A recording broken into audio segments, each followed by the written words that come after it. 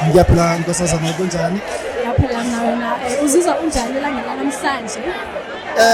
Nkosazana lo umcimbi omkhulu kakhulu lo umcimbi lapho esiqhakamisa khona ukhumbule ukuthi sibinyanga le yamasiko amagugu ethu la so nje as amabhaca kuyabonakala ukuthi kufunakala kuvuselelwe lento yokubhaca ukuthi isizwe samabhaca phela singapheli.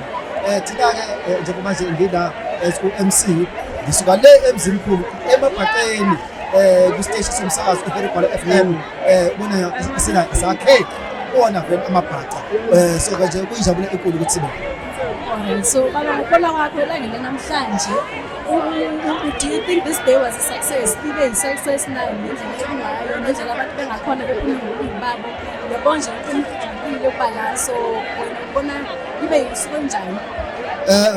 Usuku luyimpumelelo kakhulu yabona nje indlela egcwele ngayo i-turn-up yabantu kuyakhombisa ukuthi into le esazokhula ngoba phela uzoqaphela ukuthi akuyona i-event endala lena isentsha kodwa uma ubheka indlela abantu abaphume ngayo kuyakhombisa ukuthi into le esazokhula iminyaka ngeminyaka and abantu bayayithakasela kakhulu. Siyabona futhi amaphosi akhona la ama-stakeholders amaningi ahlukene akhona to share yonke lento ukuthi iqhubeke iphile emabhaceni. Alright, ngiyabonga konke kusho kodwa khona la ngirobhe khona ngizwanga kahle ubonile manje ukuthi ngithuthile mina elangeni namhlanje ngicela ukuthi uzithuthe.